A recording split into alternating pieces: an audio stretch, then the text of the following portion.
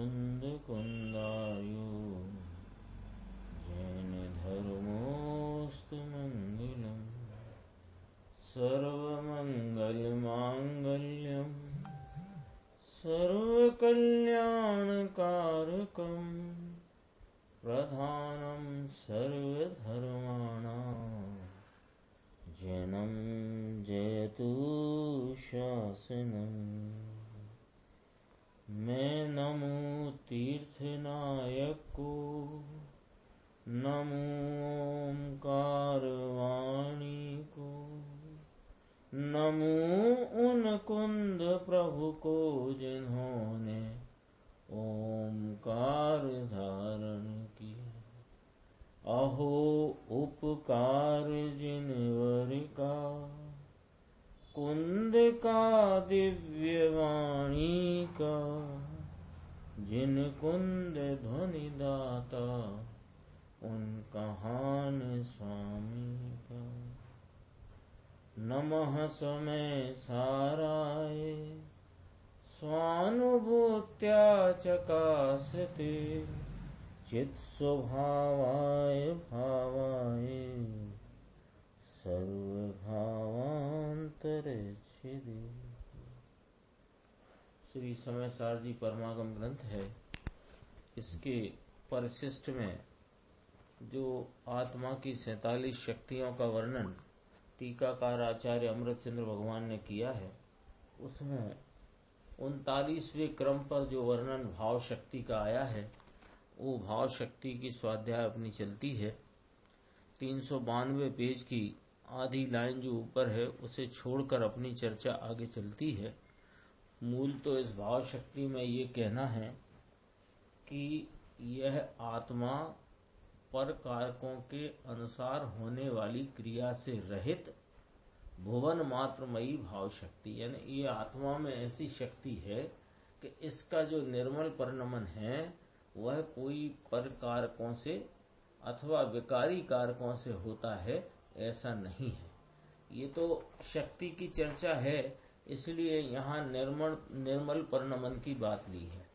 लेकिन इसका जो परिणति में एक एक समय करके होता हुआ जो विकारी परिणाम है, वो विकारी परिणाम भी पर कारकों से निरपेक्ष है। ऐसी चर्चा भी कल अपन ने पंचास्तिकाय के संदर्भ से गुरुदेव ने जो व्याख्या की अपन ने देखी थी, और 16वीं गाथा के संदर्भ से निर्मल परिपूर्णता की पर्याय केवल ज्ञान की जो है, उसके संदर्भ से भी अपन ने 16वीं गाथा के संदर्भ से स्वयंभू पने की चर्चा देखी थी। यानी यह आत्मा शुद्ध उपयोग की भावना के प्रभाव से समस्त घाती कर्म नष्ट हो जाने के कारण ये निमित्त की बात कही, जिसने शुद्ध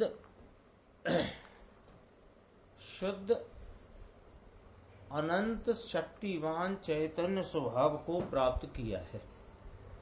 ये आई थी चर्चा 16वीं गाथा के संदर्भ से, और उसके उपरांत ये बात अपनी आगे बढ़ती है 392 पेज में। देखो यहाँ जो चर्चा है उसमें परकारकों के अनुसार होती क्रिया का निषेध है, यानी आत्मा की क्रिया पर कारकों के अनुसार नहीं होती, विकारी रागादि कारकों के अनुसार नहीं होती, अपने स्वभाव के ही कारकों से होती हुई वह निर्मल परिणाम निर्मल क्रिया है। तो इस प्रकार आत्मा में भुवन मात्रमयी भाव शक्ति है। इसी बात को यहाँ देखो गुरुदेव श्री ने 3 बिंदुओं से अपने सामने रखते हैं। देखो इसमें निमित्त आदि कारक तो निकाल दिए, क्योंकि उनका तो आत्मा में अभाव है, पहला बिंदु हुआ। दूसरी बात, विकारी कारक भी आत्मा के स्वभाव में नहीं है, इसलिए द्रव्य दृष्टि में स्वभाव दृष्टि में उन्हें भी निकाल दिया। फिर तीसरी बात, और निर्मल 6 कारकों के भेद की दृष्टि भी निकाल दी। ये चर्चा अपन ने प्रारंभ करी थी परसों, तब ये बात रखी थी सामने अपने आई थी, वो बात यहाँ गुरुदेव श्री ने स्पष्ट करी है। देखो दोबारा से कि पर कारकों के अनुसार तो आत्मा का कोई परिणाम हो ऐसा नहीं है, तो पर कारकों के द्वारा पर कारकों का तो आत्मा में अभाव है। पर कारकों का आत्मा में अभाव है, यानी आत्मा के द्रव्य गुण पर्याय में निमित्त के कोई कारक भाव का सद्भाव है नहीं, अभाव है। दूसरी बात कहते हैं कि विकारी कारक रूप परिणमन आत्मा की अवस्था में तो है, लेकिन वह विकारी कारक रूप परिणमन आत्मा के स्वभाव में नहीं है। इसलिए द्रव्य दृष्टि से अथवा स्वभाव दृष्टि से देखें तो विकारी कारक को भी निकाल दिया है। अब ये जो निर्मल परिणमन, सम्यक दर्शन, ज्ञान, चारित्र, आनंद का, अतीन्द्रिय आनंद, वीतरागता, शांति का, परिणमन का ये जो परिणाम आत्मा का है अथवा आत्मा पवित्र भाव से परिणमित हुआ है, तो ये कैसे हुआ? क्योंकि क्रिया तो कारकों के अनुसार होती है। तो कहा इसके निर्मल अभेद कारकों से वह क्रिया हुई है। वस्तु के, जीव के स्वाभाविक कर्ता कर्म करण संप्रदान अपादान अधिकरण ऐसे कारकों से क्रिया हुई है, लेकिन कारकों के भेद की दृष्टि निकाल दी।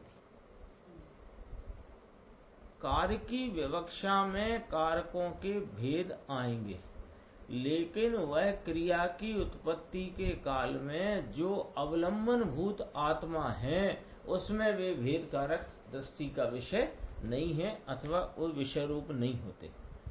क्यों? उसका कारण कहते हैं। इस प्रकार अभेद स्वभाव के आश्रय से भेद रूप कारकों की क्रिया रहित शुद्ध भाव रूप से आत्मा परिणमित होता है।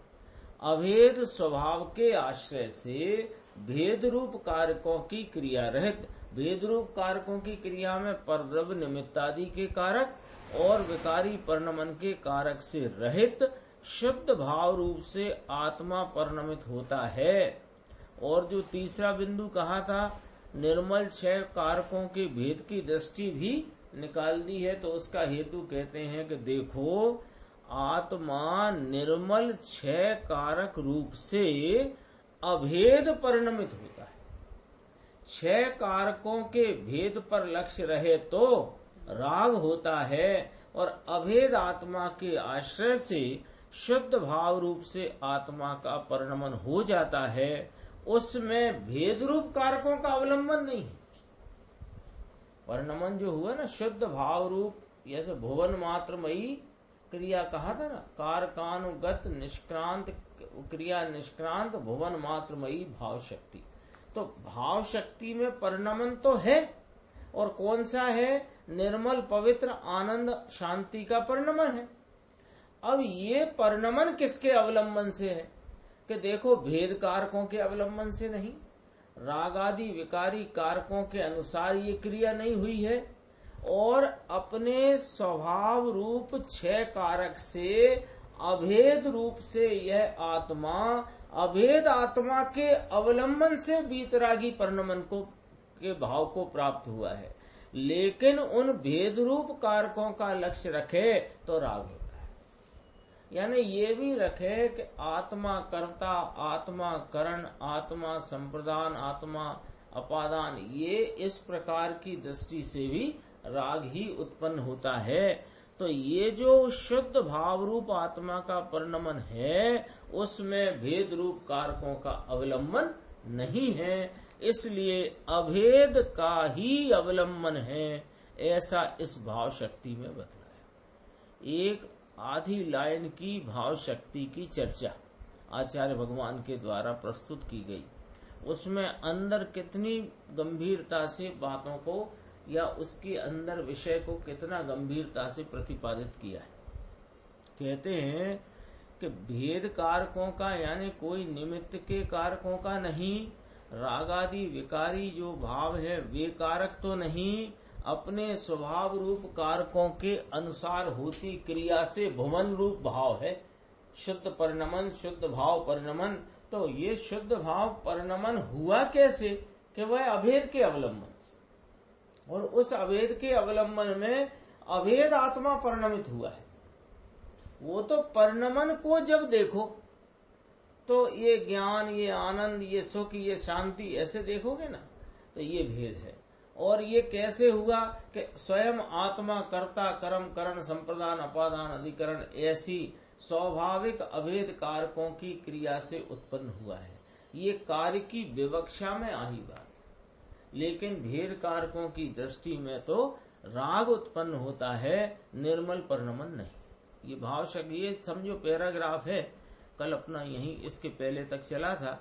ये इस पूरी शक्ति की व्याख्या का एकदम क्रीम पॉइंट है। क्रीम पॉइंट माने यहाँ एकदम पूरा इसका यथार्थ स्वरूप गंभीरता से प्रतिपादित है। आगे देखो, शुद्ध भाव रूप सम्यक्त्व आदि कार्य हुआ वह आत्मा का कर्म निर्मल परिणमन, और आत्मा स्वतंत्र रूप से उस रूप परिणमित होता है, इसलिए उसका कर्ता कौन?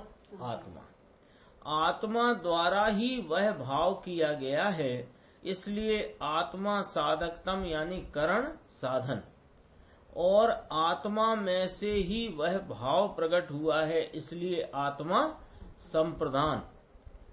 वह ऐसा है, आत्मा में से ही भाव प्रकट हुआ वो अपादान, और वह भाव प्रकट होकर आत्मा में ही रहा हुआ है, इसलिए आत्मा संप्रदान। पलट लेना, वो छपने में भूल हुई है ना। पहले संप्रदान आता है तो संप्रदान में ये बोल आएगा, वह भाव प्रकट होकर कहाँ गया? आत्मा में ही रहा, इसलिए आत्मा संप्रदान है। उसको दान दिया ना। और कहाँ से हुआ कि आत्मा में से ही वह भाव प्रकट हुआ, इसलिए आत्मा अपादान है, और वह भाव आत्मा के ही आधार से हुआ है, इसलिए आत्मा ही अधिकरण है।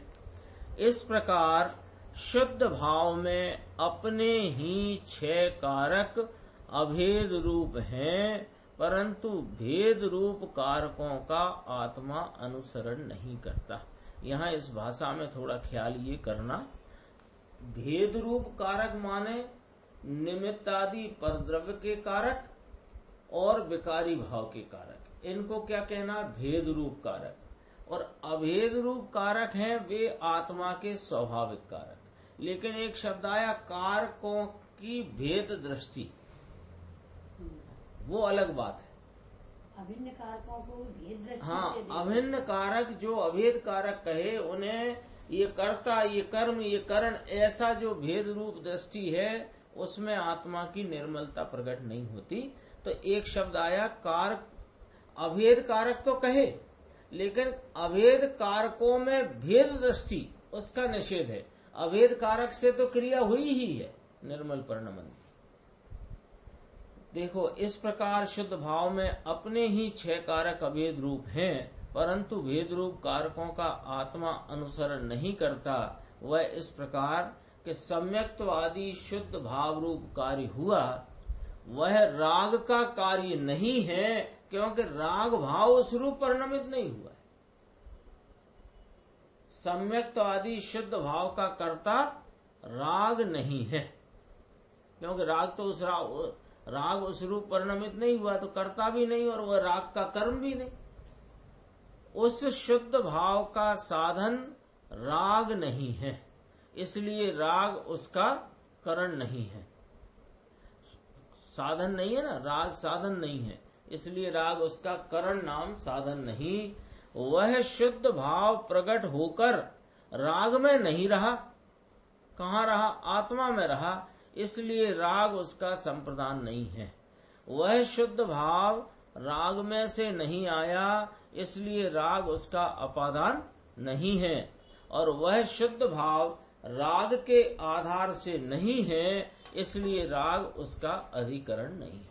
यह अभी चर्चा आई, 6 बोल आए ना, दोनों प्रकार से अस्ति नास्ति से घटित की कि यह जो शुद्ध भाव प्रकट हुआ, सम्यक्तादि रूप जो शुद्ध भाव प्रकट हुआ आनंद का, तो इसके ये कैसे हुआ कि अपने स्वभाव रूप अभेद कारकों की क्रिया से। वो घटाया 6 में ऊपर, और फिर पर कारकों का अनुसरण नहीं करता, यानी रागादि भाव की कारकों के द्वारा यह निर्मल परिणाम परिणमित नहीं हुआ है। ये बात इन 6 पॉइंट में बताई जो अभी अपन ने पढ़े सम्यक्त आदि शुद्ध भाव रूप कार्य हुआ, वह राग का कार्य नहीं, क्योंकि राग भाव उस रूप परिणमित नहीं हुआ। सम्यक्त आदि शुद्ध भाव का कर्ता राग नहीं। इसी प्रकार करण, संप्रदान, अपादान और अधिकरण के ये 6 बोल आए। तो इसमें क्या नक्की हुआ कि इस प्रकार रागादि कारकों का अनुसरण किए बिना ही स्वयं शुद्ध भाव रूप परिणमित होने का आत्मा का स्वभाव है, ये भाव शक्ति बतलाती है। भाव यानी कि शुद्ध भाव रूप से भावना, भावना माने परिणमन होना, परिणमित होना, उस शुद्ध भाव रूप से स्वयं भवने की माने स्वयं परिणमित होने की आत्मा की शक्ति है। उसमें आत्मा से भिन्न अन्य किन्हीं कारकों का अवलंबन नहीं है। अहो निरालंबी चैतन्य की अपूर्व बात है। ये पैराग्राफ देखना, बहुत प्रेरणा रूप बात इसमें गुरुदेव श्री फरमाते हैं कि अहो निरालंबी चैतन्य की अपूर्व बात है, किंतु स्वयं अंतर्मुख होकर अपने चैतन्य तत्व का अवलंबन कभी नहीं किया है। एक बार आत्मा की अचिंत शक्ति को पहचाने तो बाह्य में कहीं मोह न रहेगा और अंतर्मुख होने पर अल्पकाल में मुक्ति हो जाएगी। ऐसे ही आत्म स्वभाव समझने के लिए अंतर से प्रेम आना चाहिए। अपने है ना, आत्मार्थता की क्या निशानी, मुमुक्षुता की क्या निशानी। अपने को इस भव भ्रमण से यदि भय लगा हो, इस भव भ्रमण से मुक्त होना हो, तो वह अपना त्रिकाली ज्ञान आनंद त्रिकाल मुक्त स्वरूप आत्मा वह कौन है, उसका क्या स्वरूप है, उसकी प्राप्ति पर्याय में किस प्रकार होती है, ऐसा समझने के लिए अंतर से प्रेम चाहिए। एक ही शब्द है, अंतर से प्रेम आना चाहिए इसमें, लेकिन भाव तो गंभीर आ गया। अंतर से प्रेम आना चाहिए। बाहर से कि मैं 2 घंटे स्वाध्याय करता था, अब 4 करने लगा हूँ। अब लोग बाग मुझे कहते हैं कि बहुत स्वाध्यायी हो गए हो, आदि इत्यादि प्रकार, ये अंतर से प्रेम की सूचना नहीं देता है। अंतर से प्रेम आना चाहिए। अंतर में अत्यंत रुचि पूर्वक, अत्यंत जिज्ञासा पूर्वक, अत्यंत पात्रता पूर्वक, अत्यंत प्रयत्न पूर्वक, 4 बोले आए देखो। अत्यंत रुचि पूर्वक, किसकी रुचि? शास्त्र आगम की रुचि नहीं, शास्त्र में जो निरूपित है शुद्धात्म तत्व उसकी रुचि। फिर अगला आया अत्यंत जिज्ञासा पूर्वक। काय की जिज्ञासा? ये गाथा में क्या आया और वो गाथा में क्या आया, और ये अधिकार में आचार्य क्या समझाना चाहते हैं और उस अधिकार में क्या समझाना चाहते हैं, ये जिज्ञासा नहीं। मैं कौन हूँ जिसके जानने से मेरी परिणति में हित रूप आनंद रूपता का परिणाम होता है, ऐसी जिज्ञासा। फिर तीसरी बात, अत्यंत पात्रता पूर्वक। पात्रता किसे कहना, ये भी एक विषय थोड़ा समझने का है। पात्रता किसे कहना? अत्यंत पात्रता माने तीव्र धगस चाहिए आत्मा को जानने की, उसके स्वरूप के संचेतन के लिए, उस स्वरूप को समझकर उसका अनुसरण करने की अत्यंत तीव्र धगस, बहुत तीव्र धगस चाहिए। यही पात्रता है, और कोई पात्रता नहीं। अनेक अनेक प्रकार की पात्रताओं का लोग वर्णन करते हैं, कथन करते हैं, लेकिन गुरुदेव श्री ने 45 वर्ष तक, बहन श्री ने भी अपनी चर्चा में अनेक बार इन प्रश्नों के उत्तर में पात्रता क्या, पात्रता क्या, पात्रता क्या, तो बहन श्री ने भी अनेक बार, गुरुदेव श्री ने अनेकों बार ये बात कही कि पात्रता माने क्या, कि अपने स्वरूप को जानने की और उसके अनुसरण की तीव्र धगस होनी चाहिए। और फिर चौथा बोल आया। देखो एक एक कितनी क्लियरिटी से गुरुदेव की बात आती है, क्रम से आती है। रुचि पूर्वक, रुचि होगी तो जिज्ञासा होगी, रुचि बिना किसको जिज्ञासा होगी, और जिज्ञासा होगी तो धगस होगी, तो धगस होगी यानी कि पात्रता होगी, और इतनी अंतरंग में धगस होगी तो प्रयत्न होएगा, नहीं तो क्यों प्रयत्न करेगा। क्रम से बात है। अंतर में अत्यंत रुचि पूर्वक, अत्यंत जिज्ञासा पूर्वक, अत्यंत पात्रता पूर्वक, अत्यंत प्रयत्न पूर्वक करना क्या कि यह मेरी बात है, अपनी मानकर यह बात समझना चाहिए। अरे यह तो मेरी बात है। पंडित जी कहते हैं टोडरमल जी साहब कि अहो यह तो मेरे हित की बात है, ऐसा इसको लगना चाहिए। अरे जिसने एक बार भी भाव भाषण पूर्वक अपने आत्मा में इस बात के संस्कार जमा लिए, उसे वे संस्कार फलित होकर सिद्ध दशा हो जाएगी, इसमें कोई संदेह नहीं है, कोई संदेह नहीं। अरे जो यह बात समझ ले, उसके आत्मा में से संसार की तरफ के मिथ्यात्वादी के क्षय कारकों का परिणमन छूटकर मोक्ष की तरफ के कारकों का परिणमन स्वभाव के आश्रय से होने लगे। अब देखो फिर कर्ता कर्म करण संप्रदान अपादान अधिकरण 6 कारक है ना, उसकी यहाँ व्याख्या संक्षेप में करते हैं। स्वतंत्र परिणमित हो वह कर्ता, राग भाव कोई सम्यक दर्शन आदि रूप परिणमित नहीं होता, किंतु आत्मा स्वयं ही स्वतंत्र रूप से सम्यक दर्शनादि, सम्यक दर्शन ज्ञान चारित्र आनंद, तो सम्यक दर्शनादि रूप परिणमित होता है। इसलिए आत्मा ही उन सम्यक दर्शनादि पवित्र निर्मल भाव का करता है, राग उनका करता नहीं। अभी 6 पॉइंट उसके आए थे कि आत्मा ही करता है, कर्म है, करण है, और राग आदि विकारी भाव के कारक आत्मा में लागू नहीं पड़ते या निर्मल परिणमन में लागू नहीं होते, उसका निषेध आया था 6 बोल से। और फिर अब कहते हैं कि देखो अब ये कर्ता कहना कैसे, और जिस परिभाषा, जो परिभाषा कर्ता की है, उस परिभाषा में कौन फिट हो रहा है, कौन घटित होता है। क्या राग इस परिभाषा में घटित होता है, अथवा कि आत्मा अपना स्वयं ही उसमें घटित होता है। कि देखो जो स्वतंत्र पने कार्य रूप परिणमित हो वह कर्ता कहलाता है। तो ये सम्यक दर्शन ज्ञान चारित्र आनंद सुख शांति का जो परिणमन है, उस परिणमन में स्वतंत्र पने कौन परिणमा है, राग या कि आत्मा। तो कहते हैं आत्मा ही उन सम्यक दर्शनादि का करता है, क्योंकि आत्मा स्वयं ही स्वतंत्र रूप से सम्यक दर्शनादि रूप परिणमित होता है। कर्ता का इष्ट वह कर्म। दूसरा, सम्यक दर्शन आदि शुद्ध भाव रूप परिणमित होना ही आत्मा का इष्ट है और आत्मा उसका करता है।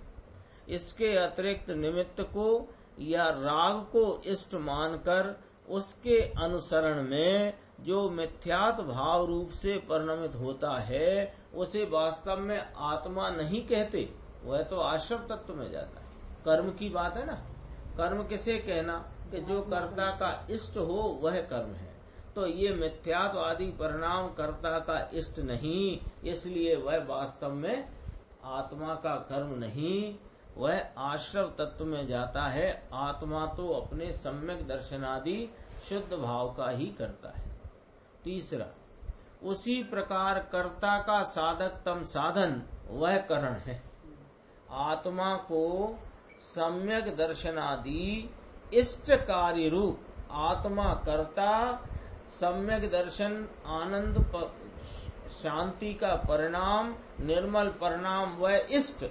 तो कर्म और कर्ता तो नक्की किए ना अभी चर्चा करके। तो आत्मा का इष्ट कौन? कि सम्यक दर्शनादि शुद्ध पवित्र परिणाम। ऐसे इष्ट कार्य रूप परिणमित होने में पर वस्तु निमित्त या कि राग आदि सच्चे साधन नहीं है। क्योंकि साधन किसे कहा? साधक तम को। साधक तम माने जैसे होता है ना, हाँ, थर्ड क्या कहते हैं उसे, गुड बेटर बेस्ट, ऐसे उसका टॉप साधक तम। किंतु अपना स्वभाव ही साधक तम होने से उसका साधन है, इसलिए आत्मा ही कारण है। निमित्तों को या राग को साधन मानकर जो उनके आश्रय से परिणमित होता है, उसके सम्यक दर्शनादि इष्ट कार्य नहीं होता, किंतु क्या परिणमन होता है? मिथ्यात्व आदि का परिणमन होता है। उसी प्रकार कर्ता अपना कार्य जिसे दे वह संप्रदान। आत्मा अपना सम्यक दर्शनादि कार्य राग को या निमित्त को नहीं देता। किसको देता है? स्वयं को। इसलिए राग या निमित्त उसके संप्रदान नहीं है। आत्मा अपने स्वभाव में ही अपने निर्मल सम्यक दर्शनादि परिणाम को अभेद रूप से रखता है। अभेद कैसा? कि वह उपयोग की परिणति जो स्वभाव का आलम्बन लेकर के परिणमित हुई है, उस उपयोग परिणति और उसकी आत्मा की परिणति में सम्यक दर्शन ज्ञान चारित्र का जो परिणमन है, वह अभेद रूप से आत्मा से वर्तता है। तो उसे आत्मा अपने स्वभाव में ही अभेद रूप से रखता है, इसलिए आत्मा ही उसका संप्रदान है। अब यह अपादान का समझना जरा। जिसमें से कार्य लिया जाए अथवा कार्य में जो ध्रुव रूप स्थित रहे, वह अपादान है। अपादान कारक आया ना, ये इसको समझना जरा थोड़ा बारीकी से। इसकी दो प्रकार व्याख्या करी। जिसमें से कार्य की उत्पत्ति हो, अथवा जिसमें से कार्य प्राप्त हो, अथवा जिसमें से कार्य लिया जाए। एक बात तो ये हुई, या कि कार्य में जो ध्रुव रूप स्थित रहे, क्योंकि जो ध्रुव रूप रहेगा उसी में से तो प्राप्ति होगी। जैसे पूर्व का परिणाम हो वह ध्रुव रूप नहीं है, तो पूर्व के परिणाम में से नया परिणाम आता है, ये बात कहीं भी जिन शासन में सिद्ध नहीं होती। क्यों नहीं होती? कि वो ध्रुव रहे तो उसमें से कहा जाए ना। इसलिए ध्रुव शब्द डाला था। हाँ, सदाकाल रहने वाला। तो ध्रुव रूप स्थित रहे, वो जो ध्रुव रहेगा वह अपादान होएगा। पूर्व की पर्याय भी ध्रुव नहीं। रागादि विकार को तो छोड़ो, पूर्व का निर्मल परिणाम भी ध्रुव नहीं है। तो ध्रुव नहीं है तो उसमें से कार्य नहीं आता है, कार्य ध्रुव में से आता है। अपादान है ना, अपादान मैंने में से, कर्ता ने कर्म को करण से नाम साधन संप्रदान के लिए मतलब दिया।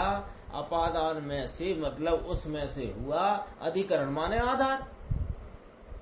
तो कहते हैं कि कार्य में जो ध्रुव रूप स्थित रहे वह अपादान है, क्योंकि संयोग और राग तो छूट जाता है, इसलिए वह अपादान नहीं है। ले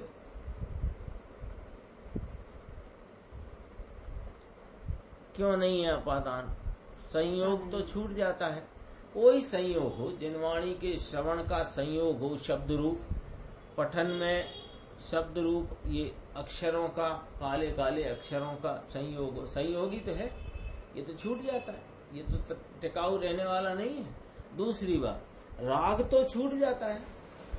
जो करण लब्धि का भी परिणाम हो ना, तो वह छूट जाता है कि रह जाता है?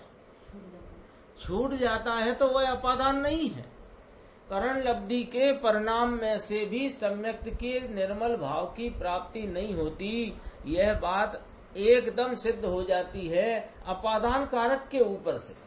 ये अपादान कारक है ना, इस पर से क्या सिद्ध हो जाती है कि वो जो ध्रुव रहे वह अपादान है। जो ध्रुव रहता नहीं, छूट जाता है, मिट जाता है, वह कैसे अपादान होगा?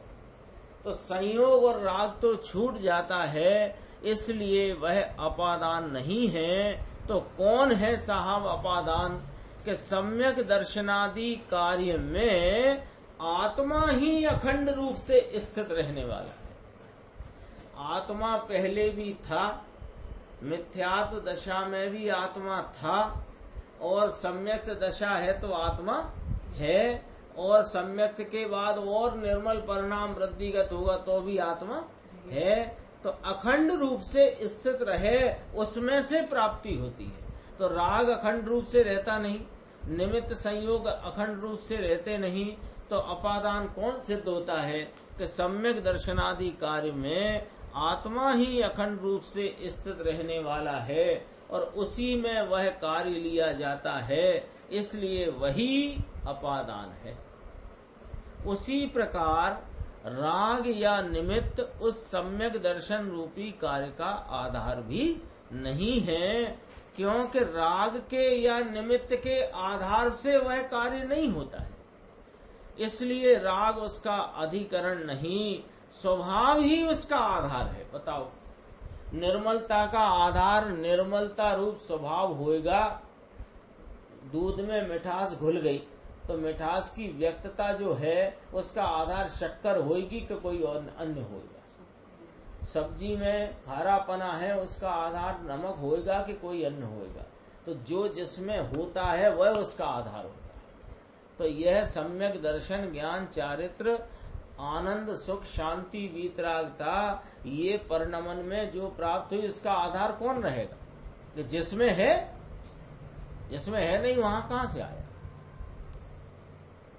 तो इसलिए राग उसका अधिकरण नहीं है, किंतु स्वभाव ही उसका आधार होने से अधिकरण है। ये अपन ने जो अभी तक अपनी चर्चा करी 30-35 मिनट चली, इसमें यह बात बहुत अच्छे से स्पष्ट हो गई है कि भाव शक्ति माने क्या?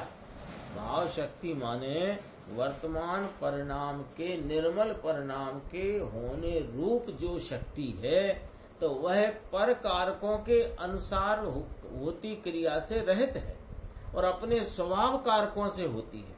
ये बात शुरू करी तो स्वभाव कारकों में 6 कारक बताए, रागादि कारक नहीं है, ये बात भी अपने सामने बताई।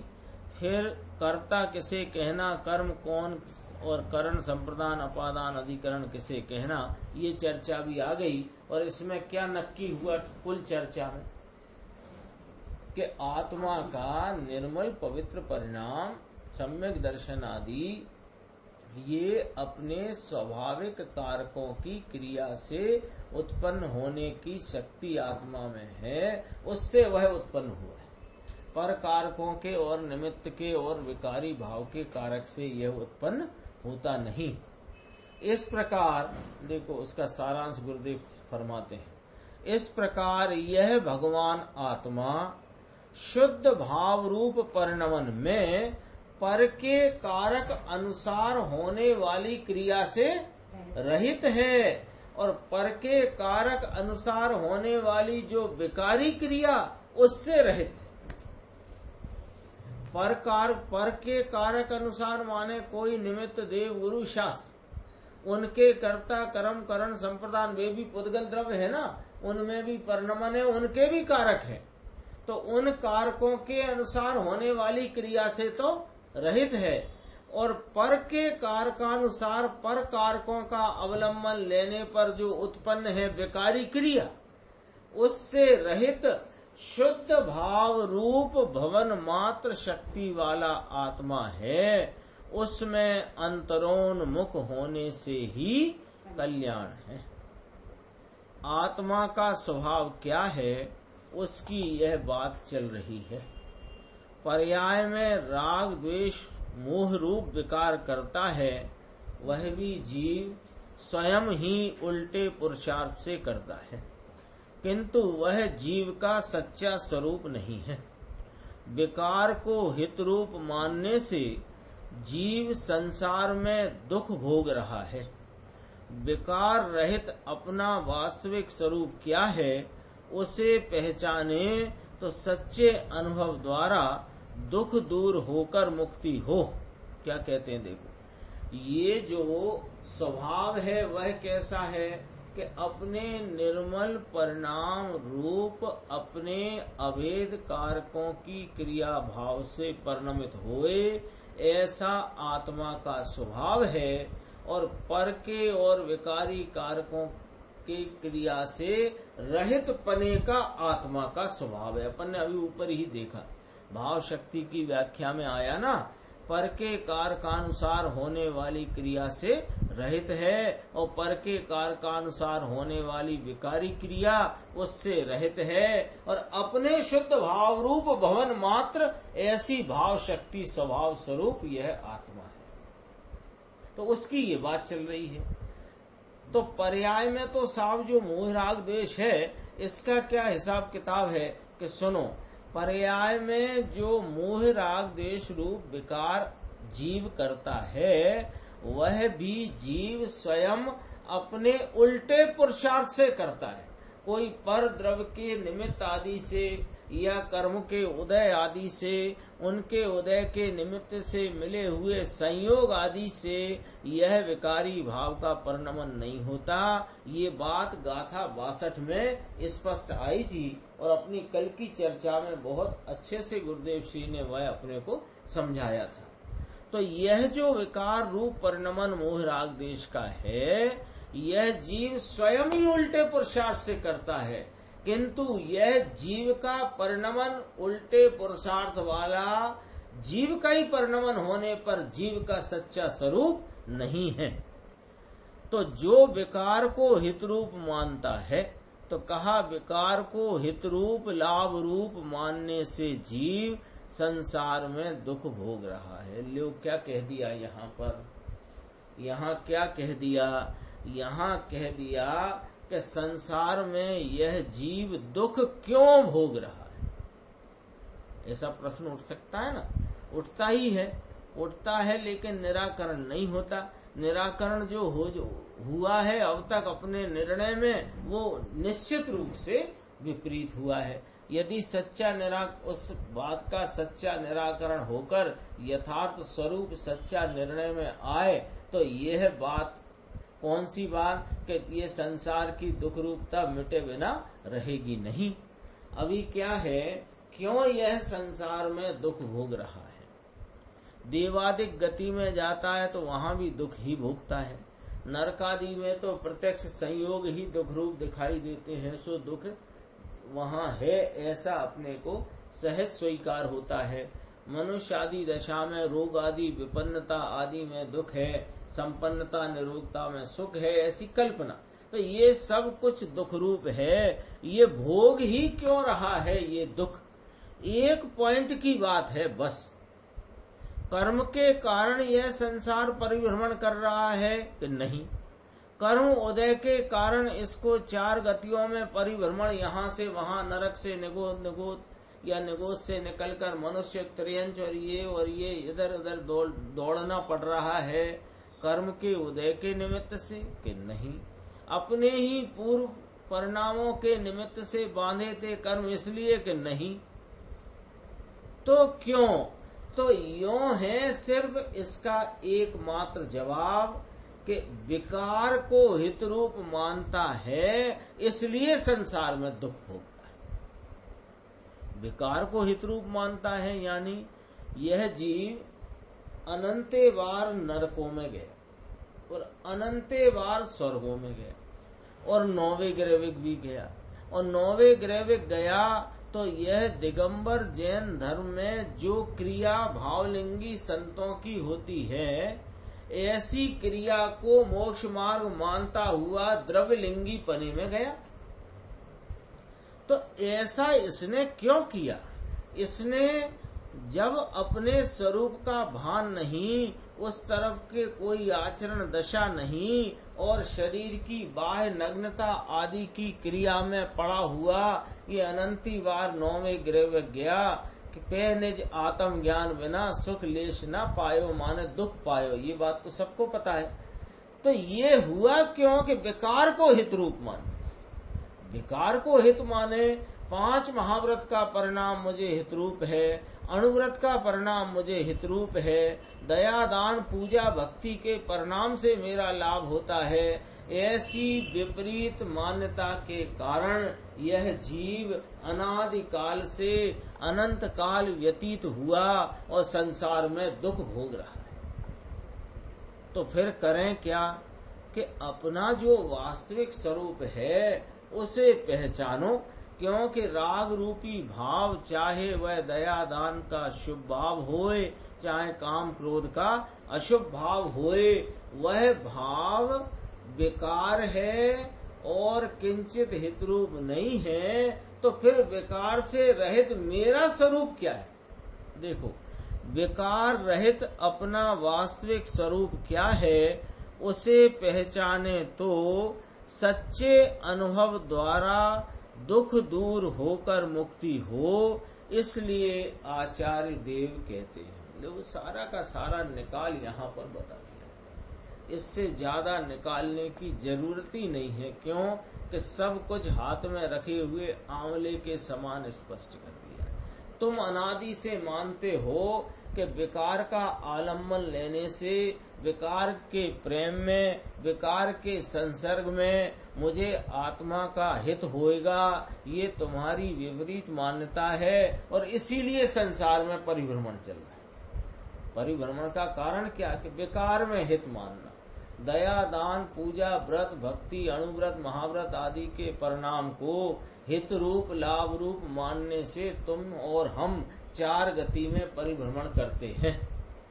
तो ये विकार रहित कोई स्वभाव है कि हाँ तुम जो हो वह त्रिकाल विकार रहित निर्विकारी परिपूर्ण पवित्र आनंद रूप तत्व हो, उसको पहचानो।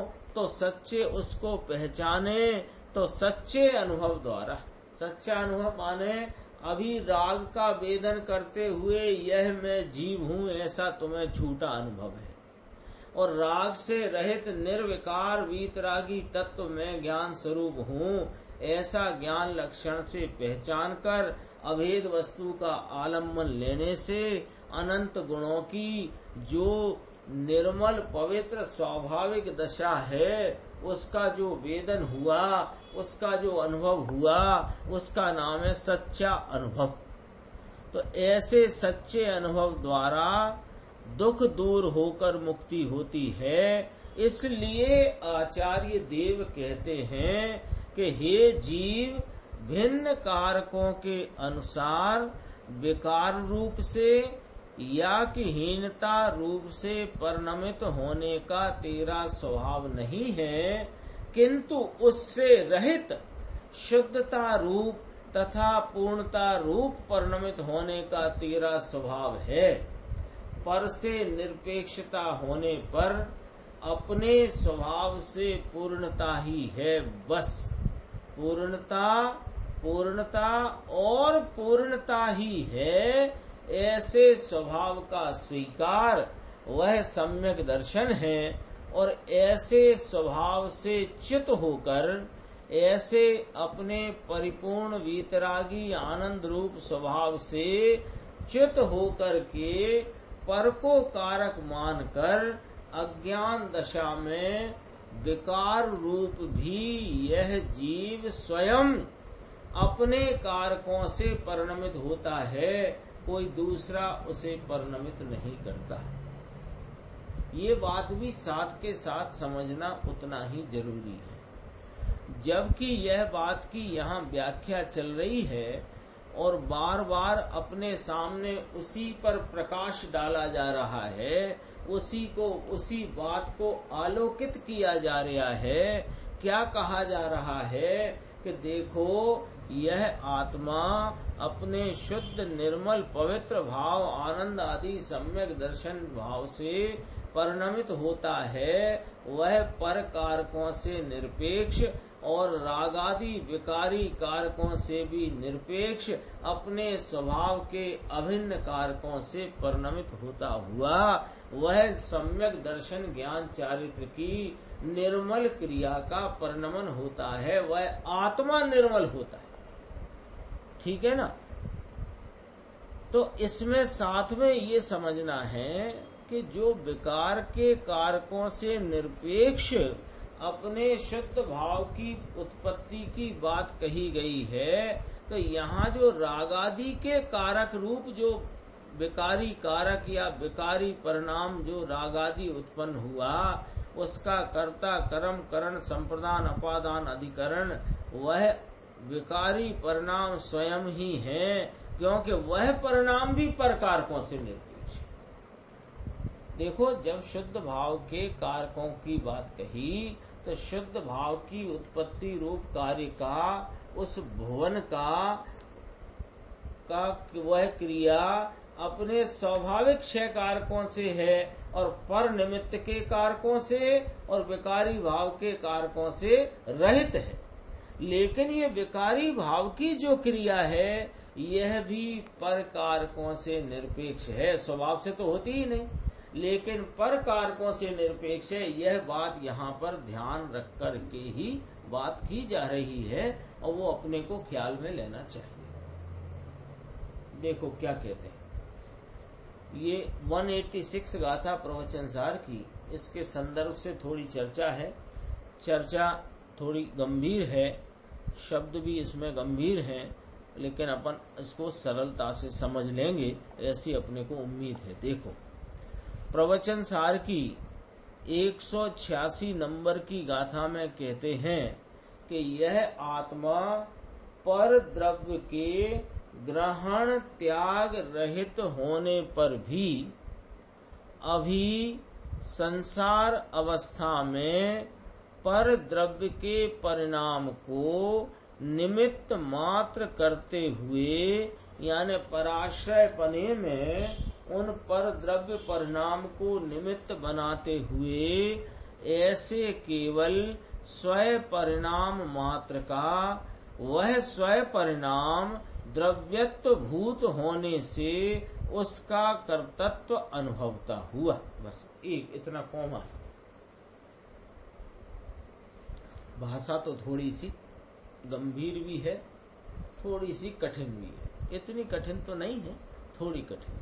अपन पहले बस इतना ख्याल करते हैं कि इस पैराग्राफ में समझाना क्या चाहते हैं। वह ये समझाना चाहते हैं कि ये जो रागादि भाव के कारकों की क्रिया से रहित जो अपना शुद्ध भाव सम्यक दर्शन ज्ञान आनंद की परिणति की जो क्रिया रूप उत्पत्ति है भाव की, उस वह रागादि विकारी कारकों से निरपेक्ष है अथवा रागादि विकारी कारकों से रहित है। ये बात के साथ साथ यह बात भी यहीं के यहीं समझना है। क्या समझना है कि जो रागादि विकारी भाव है वो कोई स्वभाव जनित भाव नहीं, स्वभाव से उत्पन्न होता नहीं और पर कारकों से निरपेक्ष होता है। यानी रागादि भाव रूप भी यह आत्मा स्वतः परिणमित होता है पर्याय में, यद्यपि कि यह आत्मा का स्वभाव नहीं और पर कारकों के आश्रय में मात्र उनको निमित्त करता है। उनके द्वारा यहाँ विकार का परिणमन नहीं, विकार रूप भाव से आत्मा स्वयं परिणमित होता है। ये वाली बात प्रवचन सार की 186 गाथा में बताई है और यह भी बताया है कि जीव के परिणाम से कर्म बंध में निमित्त नैमित्तिक पना तो है, लेकिन कर्म बंध के परिणाम से पुद्गल स्वयं स्वतंत्र पने परिणमित होता है और पर्याय पर्याय के एक एक समय के भाव में जीव स्वतः स्वयं विकार भाव से परिणमित होता है। ये तो इसका विषय है। अब अपन भाषा में से वह बात को समझते हैं कि इस बात की सिद्धि किस प्रकार की गई है। देखिए, यह आत्मा पर द्रव्य के ग्रहण त्याग रहित होने पर भी, ब्लैक बोर्ड बना लेते हैं, ठीक है। यह आत्मा लिखा पर द्रव्य के ग्रहण त्याग से शून्य है, अंडरलाइन। जब यह आत्मा पर द्रव्य के ग्रहण त्याग पने से शून्य है, लेकिन ऐसा होने पर भी, अब नीचे आया संसार अवस्था, तो संसार अवस्था में क्या कार्यक्रम चल रहा है वो यहाँ सुनाते हैं। देखो कि पर द्रव्य के परिणाम को निमित्त मात्र करते हुए, पर द्रव्य परिणाम माने सीधा ले लो कर्म का उदय, कर्म के उदय रूप परिणाम को निमित्त मात्र करता हुआ, निमित्त मात्र करता हुआ माने पहले निमित्त किया जाता है फिर कार्य होता है, ऐसा कहना चाहते हो क्या? या निमित्त ले तो फिर वहां उपादान की उत्पत्ति होगी, ऐसा कुछ जरूरी है क्या? कि नहीं भाई, शांति से सुनो। पर द्रव्य के परिणाम को निमित्त मात्र करते हुए यानी पराश्रय पने के भाव में वह कर्म के उदय पर द्रव्य परिणाम को निमित्त बनाते हुए वह तो वास्तव में आत्मा केवल स्वयं परिणाम मात्र का कर्तृत्व अनुभवता है। लिखा है ना, तो निमित्त तो बनाया ना साहब। अरे निमित्त बनाया माने क्या समझना कि जब यह जीव संसार अवस्था में अपने स्वयं परिणाम मात्र का यानी रागादि विकारी भाव का कर्तृत्व अनुभवता है, तो जब इसका स्वभाव नहीं रागादि रूप परिणमना, फिर ये उसके कर्तृत्व को या उस रूप परिणमित कैसे हो गया है? तो कहा क्या पर द्रव्य यानी कि कर्म के उदय के निमित्त के कारण से इसको ये रागादि भाव हुए? कि देखो निमित्त के कारण से नहीं हुए, बड़ा थोड़ा समझ लेना, निमित्त के कारण से नहीं हुए हैं स्वतः अपने ही परिणाम मात्र का भाव है, अपने ही परिणाम में हुआ है। तब उसमें निमित्त कौन है? कि वह कर्म का उदय। थोड़ा सा फर्क पड़ा क्या समझने में या बोलने में? देखो पर द्रव्य का परिणाम कर्म का उदय का परिणाम निमित्त है ये कहना, और पर द्रव्य परिणाम कर्म का उदय के परिणाम के निमित्त के कारण यहाँ राग हुआ, दोनों में जमीन आसमान का फर्क है। जीव की अवस्था में रागादि विकारी परिणाम हुआ, उसमें मोह कर्म आदि का जो उदय भाव है वह निमित्त है, ऐसा कथन, और वह मोह कर्म का उदय रूप निमित्त होने के कारण यहाँ राग उत्पन्न हुआ, दोनों में बहुत फर्क है। निमित्त कारण है ये ज्ञान का विषय है, लेकिन निमित्त होने के कारण यहाँ राग हुआ ये अज्ञान की बात है, मिथ्यात्व की बात है, विपरीत मान्यता की बात है। देखो दोबारा से, पर द्रव्य के परिणाम को निमित्त मात्र करते हुए, यानी यहाँ इसको इस प्रकार पढ़ना चाहिए कि यद्यपि कि यह आत्मा पर द्रव्य के ग्रहण त्याग से शून्य है, तो भी अभी संसार अवस्था में यह रागादि भाव से परिणमित है, और उसका कर्ता यह आत्मा स्वयं ही है। क्यों? कि स्वयं उस भाव से परिणमित हुआ है, तब वो कर्म के उदय रूप परिणाम उसके निमित्त है। बस इतना रखना है। इसकी भाषा में ऐसे देखते हैं, पर द्रव्य के परिणाम को निमित्त मात्र करते हुए, पराश्रय करने में निमित्त बनाते हुए, ऐसे केवल स्वयं परिणमन मात्र का, स्वयं परिणाम मात्र कौन? कि वह स्वयं परिणाम रागादि विकार उसके द्रव्यत्व भूत होने से, द्रव्यत्व भूत माने उसमें कौन परिणमित हुआ है? कि ये आत्मा स्वयं द्रव्यत्व भूत होने से उसका कर्तृत्व अनुभवता है, और अपने उसी स्वयं परिणाम को निमित्त मात्र करके कर्म परिणाम को प्राप्त करती हुई ऐसी पुद्गल रज द्वारा विशिष्ट अवगाह रूप से ग्रहण होता है और कदाचित छूटता है। ग्रहण और छूटता कैसा कहा?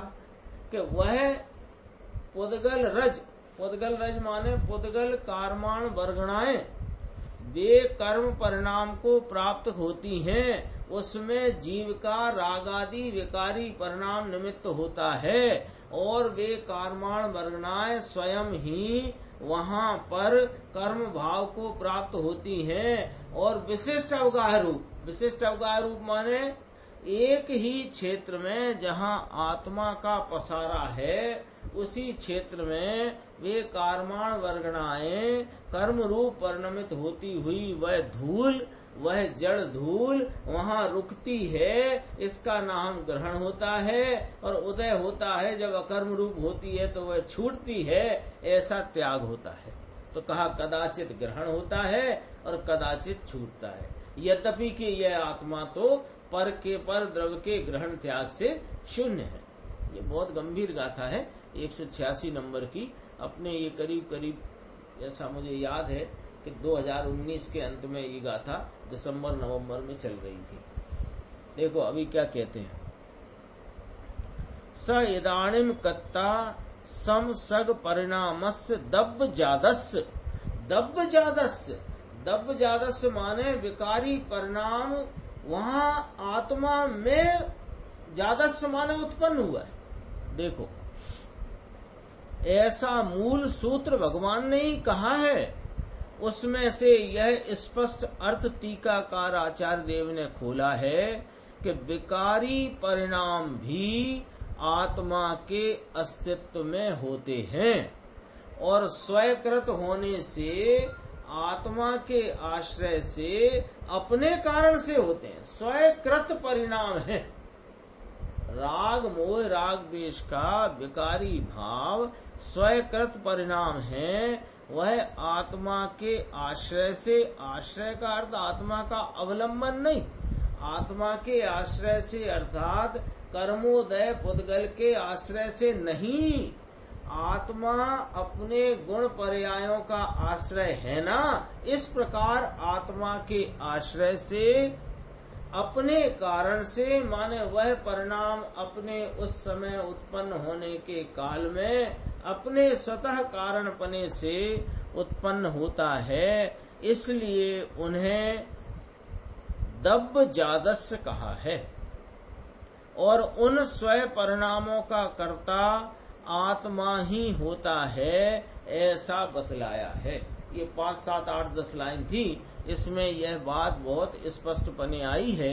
नहीं समझ में आई हो तो 186 गाथा की टीका और गुरुदेव श्री का व्याख्यान आप और हम पढ़ सकते हैं, तो उसमें स्पष्टता होगी कि यहाँ कहना क्या चाहते हैं। संक्षेप ये है कि रागादि विकारी परिणाम जो जीव की पर्याय में उपस्थित उत्पन्न रूप हुआ है, वह कोई पर द्रव्य ने उत्पन्न नहीं किया है। वह दब्ब जादस्य परिणाम है, वह द्रव्य के द्वारा ही उपजाया हुआ परिणाम है। लेकिन इस आत्मा के स्वभाव में कोई भाव ऐसा है नहीं जो रागादि को उपजाए।